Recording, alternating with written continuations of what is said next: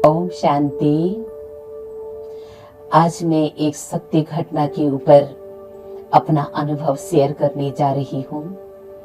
बाबा भी हम बच्चों को हमेशा कहा करते हैं कि बच्चे तुम अंतिम समय की तैयारी अभी से ही कर लो। बाबा हमेशा कहते हैं अंतमति स्वगति। अंतिम समय में यदि कहीं भी मन अटका हुआ हो, कहीं भी बुद्धि फंसी हुई होगी ना, तो अंत में बहुत ही धोखा मिलेगा।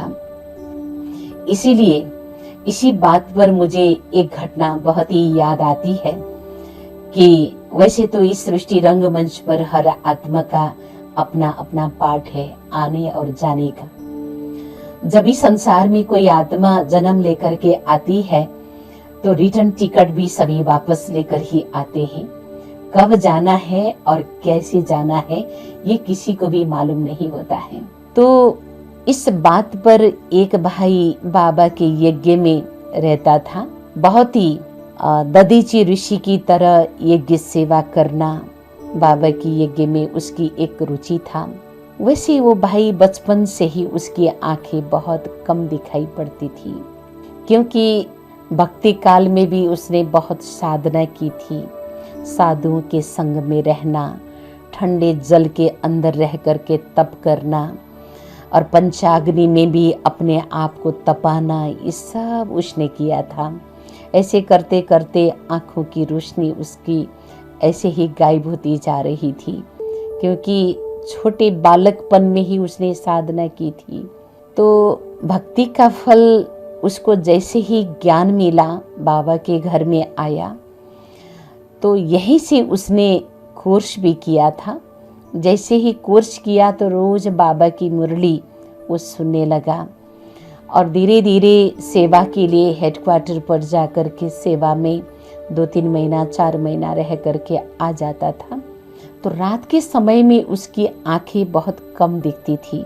तो उसने एक दिन मेरे को कहा कि दीदी मेरे को बाबा के यज्ञ में रखो, भले मैं यज्ञ में चौकीदारी का ही काम कर लूंगा, जहां तक सेवा मेरे द्वारा हो सकती है वो सेवा मैं कर लूंगा, आप मुझे सेंटर पर रख दो, मुझे यहाँ रहने की अनुमति दे दो। तो मैंने मन में सोचा कि ये वैसे तो ये आंख कम दिखता है और यज्ञ में सेवा करने की रुचि भी रखा है, इच्छा रखी है।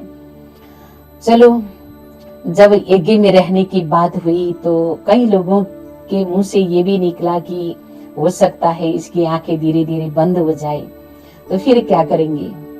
तो मेरे मन में आया कि राजयोग की साधना, वो तपस्या करते करते हो सकता है इसकी आंखें खुल जाए, है ना, इसलिए बंद हो ये भी नहीं हो सकता। तो मैंने हाँ कर दिया। बाबा के यज्ञ में रहने के लिए उसको अनुमति मिल गई। तो बाबा के यज्ञ में सेवा करते करते बहुत गहरी साधना, राजयोग की तपस्या वो करने लगा और यज्ञ की सेवा भी बड़े प्यार से करने लगे। करते करते कमाल है राजयोग की, जो उस भाई की आंखें धीरे धीरे खुल गई। मैं तो धन्यवाद देती हूँ बाबा को। बाबा ने ही उसको शक्ति दी। उसने अंदर से जो इच्छा रखी थी ना, मेरी आंखें खुल जाए और मैं यज्ञ की बहुत सेवा कर सकूं। सच में कमाल है तपस्या की, जो बाबा की मदद उसको मिली और उसकी आंखें धीरे धीरे खुलती गई। तब तो उसके बाद वो साइकिल लेकर के मार्केटिंग करना और कई पार्टियों का टिकट बनाना, ये सब काम उसने शुरू किया। यज्ञ सेवा भी करता था, मार्केटिंग भी करता था और टिकट बनाने की सेवा भी करता था। एक दिन की बात है, वो भाई टिकट बनाने के लिए गया था। काफी बड़ी पार्टी थी और वो टिकट बनाते बनाते उसका 3-4 दिन बीत गया। तो उसके बाद अंतिम दिन था, जिस दिन वो सुबह 8 बजे गया और शाम को लगभग 6:45 बजे लौटा। जैसे ही आया था तो आते समय हमेशा मार्केटिंग के टाइम पर भी वो भाई हिसाब देता था। सबसे पहले उसका नियम था अपना हिसाब किताब बड़ों के आगे रखना। तो उसके बाद फिर और काम में लग जाता था। उस दिन जैसे ही आया तो मैंने उसको देखा आते आते। फिर उसके बाद वो भाई मेरे पीछे से, मैं भंडारे में थी, पीछे से वो भाई ऊपर छत पे चला गया था। अपना सुबह का धुलाई किया हुआ कपड़ा उठाने के लिए ऊपर गया था और उसके मन मस्तिष्क में ये बात रही थी कि मुझे दीदी को हिसाब देना है। तो इसी संकल्प के साथ ऊपर गया और जैसे ही ऊपर कपड़ा देखा तो किसी भाई ने दिन को कपड़ा उठा दिया था। उसके बाद थोड़ा किनारे पर होगा समझ करके किनारे पर गया तो अभी अभी मकान का लेंटर हो गया था, नया मकान था, ऊपर रेलिंग नहीं लगा था। तो भाई किनारे पर जाते ही उसकी पांव फिसल गई, कुछ आवाज आई, बड़े जोर से आवाज आई। तो जैसे ही नीचे धड़ाम से आवाज आई तो मैं दौड़ती हुई वहां पर गई और वहां देखा तो भाई गिर चुका था। 3 मिनट का ही अंतर था, उसको आते हुए भी मैंने देखा।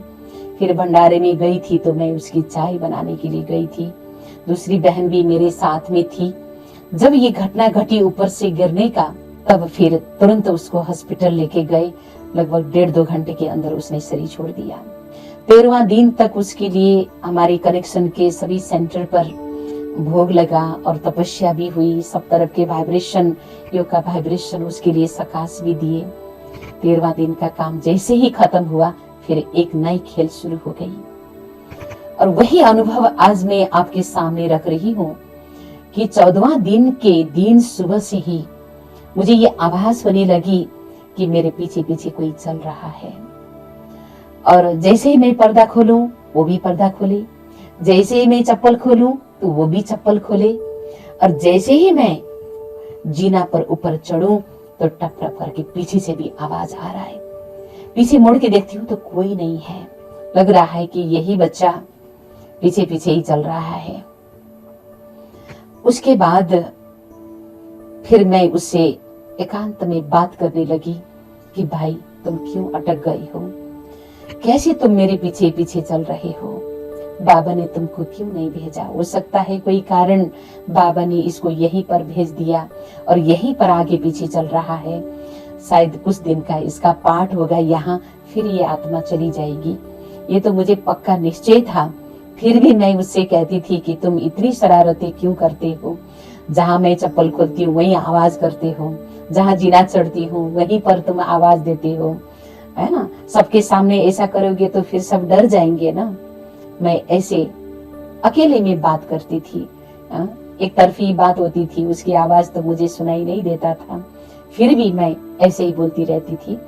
और ये बातें मैंने सबके सामने रखा भी नहीं। कई बहनें यहाँ पर रही हुई थी, नई नई कन्याएं काफी थी, डर जाएंगे इसलिए मैंने ये बात किसी के सामने नहीं रखा। समय बीत गया। एक दिन दूसरी घटना भी यहाँ घटित हुई कि एक नई बहन आई थी बाबा के घर में और उसके ऊपर इविल सोल आ गया। जैसे ही इविल सोल का अटैक हो गया तो वो बहुत दुख देने लगा। वो आत्मा बहुत दुखदाई आत्मा थी, उसने काफी दुख दिया, है ना, काफी हरकतें करने लगी वो। और जिस तरह से उसकी मृत्यु हो गई थी ना, वैसा वैसा ही वो एक्शन करने लगा, है ना। गला दबा करके उसका किसी ने मार दिया था, तो उस आत्मा ने सबका गला दबाना शुरू किया, उसी बहन का भी गला दबाना शुरू कर देता था। ऐसी हरकतें काफी हमने देखी। उसके बाद फिर मैंने एक रिसर्च किया कि चलो इस आत्मा की भी मुक्ति हो जाएगी, है ना। मुक्ति दाता बाबा सामने बैठे हैं और बाबा के घर में आया है, तो इसके भी उद्धार करना हमारा कर्तव्य है। चलो, करने वाला तो बाबा बैठा है, निमित्त हम लोग कुछ तो करना चाहिए इसके ऊपर। तो हमने उसके ऊपर कुछ प्रयोग किया, राजयोग की तपस्या की और राजयोग के द्वारा उस आत्मा को मुक्ति दिलाने का एक कार्य किया। इसके लिए हमने उसके ऊपर बाबा का परिचय दिया, छोटा परिचय, इतना लंबा भी उस कोई आत्मा को देना नहीं पड़ता। शरीर के पिंजरे से कोई बाहर निकलता है तो काफी पावरफुल होती है आत्माएं, इसलिए मैंने छोटा परिचय बाबा का कराया, ओम की ध्वनि कराई।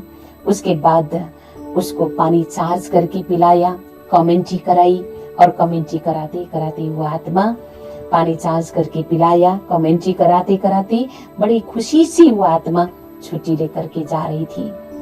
तब मैंने उसको अंत में पूछा, तुम कैसे आ गई हो और किस तरह से तुम्हारी मृत्यु हो गई थी। जब मैंने पूछा, और तुम जा रही हो, है ना, ये बंधन से छूट करके जा रही हो, तुम्हारी अब जन्म की यात्रा आगे शुरू हो गई है, ठीक है तुम जाओ, लेकिन बताओ कि तुम कैसे आ गई थी, इस बहन के तन में आने का क्या राज था। तब उस आत्मा ने कहा कि मैं ऐसे ही नहीं आई थी, ये तांत्रिक प्रयोग था इसके ऊपर, और किसी ने भेजा था मेरे को। मैं दुख देना नहीं चाहता था, लेकिन मुझे कोई भेजता था तो जबरदस्त मुझे वो काम करना पड़ता था। तो उसके बाद वो आत्मा छुट्टी लेकर के गई। जैसे ही गई ना वो आत्मा, फिर दूसरी आत्मा को भेज दिया, दूसरा भी आ गया, दूसरा फिर दूसरी प्रकार की हरकतें करने लगी। तो खड़े खड़े होकर के खड़े खड़े ही वो ऐसे ही जैसे कोई उसको धक्का दे करके खत्म किया हो, इस तरह से वो अपना वो दिखाने लगा। तो उसके बाद उस आत्मा के लिए भी हमने वही प्रयोग किया जो पहली आत्मा को किया था। उसी प्रकार का प्रयोग करते करते वो आत्मा भी बड़ी खुशी खुशी से छुट्टी लेकर के जाने लगी। तो उसके बाद वो आत्मा भी चली गई, तो फिर तीसरी आत्मा आई, फिर चौथी आत्मा आई, फिर पांचवी आत्मा आई। ये तो निरंतर चलता रहा। करते करते सातवीं आत्मा को पार करने का दिन था। तो उसके बाद मेरे मन में एक जबरदस्त संकल्प चला कि मैंने सोचा कि चलो अब एक नई रिसर्च कर लेते हैं कि हमारे पीछे पीछे ये जो चल रहा है ना, इस आत्मा का भी उद्धार करें। ये किस लिए अटका हुआ है इसका भी हम अब देख लेते हैं। उसके बाद सातवीं आत्मा को पार करने के दिन में सुबह अमृत वेले के टाइम में जब बाबा के पास में मैं बैठी थी, बाबा से जैसे ही मैं रूहरिहान कर रही थी योग में, तब मुझे बाबा की प्रेरणा ऐसी मिली कि जैसे लगा कि बाबा कह रहे थे कि बच्ची तुम इस आत्मा का भी उद्धार करना है। तो सुबह से ही मैंने मन में संकल्प लिया कि चलो बाबा आज इस आत्मा का उद्धार हो, मैं इसको भी भेजना चाहती हूँ, है ना। ये भी अटका हुआ है, किस कारण से अटका है यहाँ पर, आपने क्यों इस आत्मा को यहीं पर भेज दिया, मेरे आगे पीछे ये आत्मा चल रही है, तो इसको भी हम भेजना चाहते हैं। तो ये प्रेरणा बाबा से ही मुझे अमृत वेले से मिली और मन में संकल्प आया कि मैं आज इसका उद्धार करूंगी। सच में मेरे को सुबह से ही जैसे मैं योग से उठी तो वो आत्मा इतनी जबरदस्त थी, इतनी पावरफुल थी, क्योंकि तपस्या तो उसने किया ही था। 18 साल तक उसने तपस्या की थी। ज्ञान में चलती उसकी 18 साल हो गई थी और यज्ञ में रहती उसकी 15 साल हो गई थी। उसके बाद जो मैं संकल्प कर रही थी ना, उसको मालूम पड़ गया कि आज मेरा उद्धार होने वाला है। तो सुबह से वो नाच रहा था बड़ी खुशी से, ऐसा लगता था कि मेरा हाथ की अंगुली पकड़ के चल रहा है, कभी मेरा पल्लू पकड़ करके चल रहा है ना। खुशी खुशी से कभी आगे पीछे ठक्कर लग जाती थी, जैसे लगता था कि मेरे पैर के आगे पीछे कोई बच्चे की तरह घूम रहा है। ये अनुभव होने लगा। तो उसके बाद जैसे क्लास खत्म हो गई, क्लास खत्म होते ही वो बहन को मैंने दूसरी सेंटर पर रखा था, किराए के मकान पर। तो वहां पर जैसे मैं जाने लगी तो मैंने उसको कहा चलो मेरे साथ, आज तेरा उद्धार होगा, है ना, तेरे को मेरे को कुछ बातें पूछना है, इसलिए चलो मेरे साथ। तो मेरे साथ मैंने जैसे ही कहा ना मेरे साथ चलो, लगा कि मेरे साथ साथ ही ये जा रहा है। तो वहां जाने के बाद वो सातवीं आत्मा तो थी उसके ऊपर, तो उसको हमने वही विधि अपनाया। उसके लिए तो हमने कोर्स भी नहीं कराया, उसको कोर्स लंबा तो हम कुछ भी नहीं करते थे, 5 मिनट 7 मिनट के अंदर ही वो आत्मा चली जाती थी। तो उसके बाद मैंने उसको सीधा ही ओम की ध्वनि कराई और कमेंट्री कराया। पानी चार्ज करके रखा हुआ था, चार्ज किया हुआ पानी मैंने उस आत्मा को पिलाया। तो आत्मा बड़ी खुशी खुशी से छुट्टी लेकर के चली गई। और जैसे ही वो आत्मा गई तो जाते समय भी उस आत्मा ने ये कहा था मेरे को कि मैं जा रहा हूँ, और मैं जहां जा रहा हूँ ना, उसने तो अपना ठिकाना भी मुझे बता दिया था जाने का। और सच में उसने तो अपना माता पिता का नाम तक भी दे दिया था। वो सातवीं आत्मा जब गई थी, मैंने इतना ख्याल नहीं किया उसके ऊपर, मेरे तो इसके ऊपर रिसर्च करना था इसलिए मैंने इस भाई को कहा कि भाई, ये आत्मा जाते ही तुम इसका हाथ पकड़ लो, ये बहन को तुम पकड़ लो कि दूसरी आत्मा इसके पास आ नहीं पाए, क्योंकि ये थोड़ी पावरफुल आत्मा थी ना। तो मैंने कहा उसको रोक लो, तुम इसका हाथ पकड़ लो। तो जैसे ही इस बहन के तन में इसके पास में हाथ पकड़ा उस भाई ने, तो बहन ने देखा उस समय की दीदी, ये भाई जिसका घुंघरा बाल है, आंखें थोड़ी इसकी नीचे है, ये कम दिखता है और लंबा चौड़ा इसका शरीर है ना। ये भाई भैया कौन है दीदी पूछने लगी ना। तब मैंने कहा इसका नाम क्या है तुम ही पूछ लो, क्योंकि बहन ने पहले नहीं देखा था, है ना। तब मैंने उसको पूछा कि इसका नाम क्या है तुम पूछ लो। तो कहा कि मेरा नाम मनीराम भाई है। उसने कहा दीदी ये मनीराम बोलते हैं, बहन ने बोली। उसके बाद फिर मैंने कहा इसकी मृत्यु कैसे हो गई थी पूछ लो तो। तब उसने कहा दीदी को पता है मेरी मृत्यु कैसे हो गई थी, मैं छत से गिर गया था। तब उसी समय मैंने उस भाई को कहा कि भैया तुम क्यों अटक गए, बाबा ने तुमको वहां यहाँ पर क्यों भेजा, है ना। तुम्हारी जन्म तो आगे होना चाहिए था, तुम इतनी तपस्या करने वाला बच्चा, 2 बजे रात को उठ करके तुम तपस्या करता था। नींद तो इसकी सच में कहूँ तो 1.5-2 घंटे से ज्यादा ये सोता भी नहीं था। रात को भी योग में बैठते बैठते उसकी 11-12 बज जाती थी, तब उसके बाद ये सो जाता था। 2 बजे उठ करके ये तपस्या करता था, है ना। इसकी ऐसी ही दिनचर्या थी। अब दिन भर भी मौन में रहने का, कम बोलने का। ऐसी आत्मा किस कारण से तुम भटक गई हो, क्यों यहाँ पर तुम अटक गए हो। तुम्हारा किसी के साथ लगाव झुकाव भी नहीं था, तब भी अटकना तुम्हारा कैसे हो गया, जैसे मैंने पूछा ना। तब उस भाई ने कहा कि दीदी मैं जैसे ही छत से नीचे गिरा था, उस समय मेरे मन में ये संकल्प था मुझे दीदी को हिसाब देना है, ये सोच करके मैं ऊपर गया था। और गिरते वक्त भी मुझे अचानक में बाबा याद नहीं आई, मुझे जैसी स्मृति थी ना मेरी, गिरते वक्त भी मेरी वही स्थिति बनी कि दीदी कहकर ही मैं गिर गया था। इसलिए बाबा के पास गया तो बाबा ने मुझे अंत अंतिम दिन में कहा कुछ समय तुम वहीं पर रहो दीदी के पास, है ना, और तुमको कोई तकलीफ नहीं होगी वहां पर, तुम वहीं पर रहो, एक दिन दीदी तुमको भेज देगी। जैसे ही दीदी ही तुमको उद्धार करेगी, तुमको भेज देगी, तब तुम्हारा वो रास्ता खुलेगा, तब तक के लिए तुम वहीं पर रहो। वो भाई ने बाबा को कहा कि बाबा मेरे को दीदी को कैसे पता चलेगा, उसको तो आवाज सुनाई नहीं देगी ना, मैं जितना भी बोलूंगा, मेरा शरीर तो नहीं है, तो उनको कैसे पता चलेगा और कैसे भेजेगी मेरे को। तो बाबा ने कहा उसको पता चलेगा, एक दिन समय आएगा उसको पता चलेगा और तुमको भेज देगी, तुम चिंता मत करो, तुम चले जाओ, है ना। तो फिर उसको बाबा ने इतना तक भी कहा कि जब भूख का दिन होगा ना तुमको वो लोग खिलाएंगे। नहीं बाबा उनको मालूम नहीं होता है, वो मेरे को नहीं देंगे। तो उसने कहा देंगे तुमको। तो ऐसा हुआ था कि हमको जैसे ही गुरुवार का दिन होता था या कोई ब्रह्मा भोजन, बड़ा भोग, कोई त्योहार आदि का समय होता था ना, उस समय वो इतनी करता था कि उसके लिए अगर अलग से अगर न करे ना, वो खाते समय चम्मच गिरा देता था, इतनी शरारतें करता था। तब हम चुपचाप से उसके लिए बड़ा भोग के दिन में याद करके, बाबा को याद करने के बाद उसको मैं थोड़ा अलग कर देती थी, है ना। वो संतुष्ट हो जाता था, कोई शरारती नहीं करता था। उसके बाद ऐसे वही बात उसने बताई कि बाबा ने जो कहा था वही आपने, उसी इशारे पर सब कुछ आप करते रहे, मैं आपके साथ ही रहा। लेकिन दीदी मैं तो ये भी सोचता था कि कहीं दीदी डर न जाए, लेकिन आपने वो कभी नहीं दिखाई और मेरे से आप बात करती रही। और इसके बाद फिर आज आपने बुलाया तो मुझे बहुत खुशी हुई, बहुत खुशी हुआ और खुशी में वो रोने लगा। तो हमने कहा रो क्यों रही हो, आज तो तुम्हारा उद्धार होगा ना, तुम जा रहे हो। तो कहा कि ये दुख का नहीं, मेरी खुशी की आंसू है। बाबा ने जो कहा था ना तुमको वही बुलाएगी और तुमको भेज देगी। तो आज मेरा जाने का दिन आ गया, इसलिए मैं खुशी में मेरी आंसू आ गई है।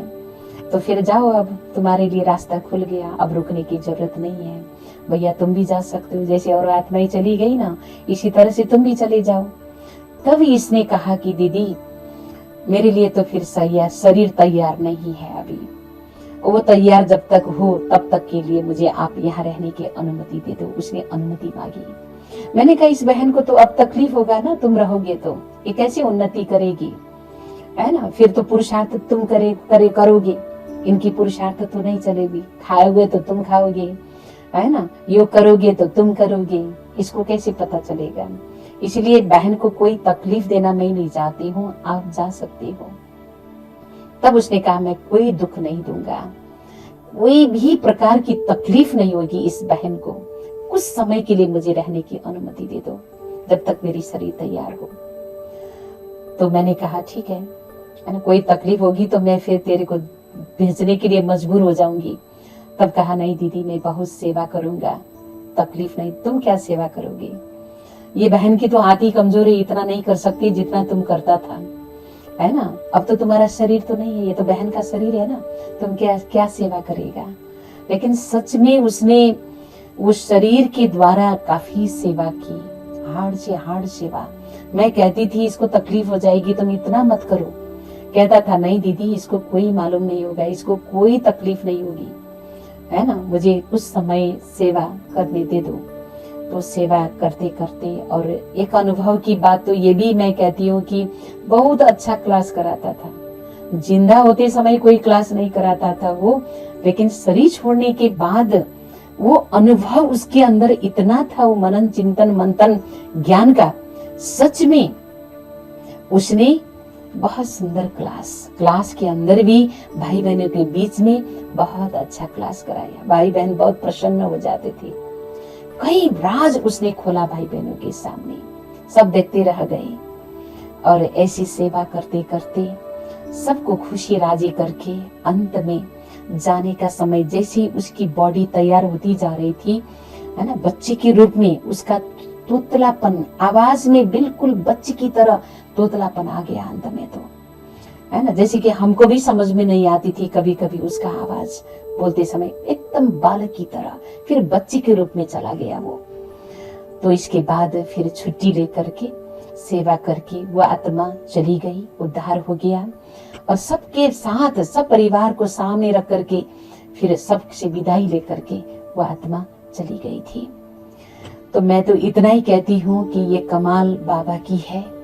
और बाबा ने कैसे राज, हम लोगों के लिए भी एक राज था ये, अंत मति स्वगति। यदि अंतिम समय में मति बिगड़ गई तो फिर दुर्गति हो जाएगी। इसलिए कहीं भी हमारा मन अटका हुआ न हो, कहीं भी लटका हुआ न हो, किसी में बुद्धि फंसी हुई न हो, है ना। अगर फंसी हुई होगी तो अंत समय में वही याद आएगा, जबकि इसका मन कहीं फंसा हुआ नहीं था। वैसे केवल हिसाब देने की बात आई ना, तब वो आत्मा कि वो स्मृति होने के कारण ही ये अटक गया था। इसीलिए ये हमें एक सबक सिखाता है, एक पाठ है हमारे लिए, एक शिक्षा है हमारे लिए कि अंतिम समय की तैयारी के लिए हमें जबरदस्त पुरुषार्थ करना होगा। और लंबे समय का अभ्यास ही हमें अंत समय में काम में आएगी। ये मुझे बहुत ही गहरा अनुभव हुआ है। ये घटना हमें बार बार याद दिलाती है कि अंतिम समय की तैयारी करो, है ना। ऐसे करते करते हर आत्मा के लिए एक प्रेरणा है, एक पाठ है, ये शिक्षा है।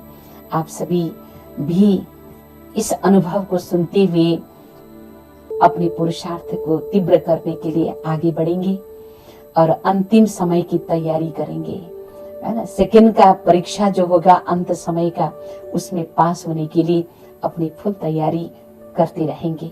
इन्हीं शुभ भावनाओं के साथ मैं अपनी वाणी को यही विराम देना चाहती हूँ। ओम शांति, ओम शांति।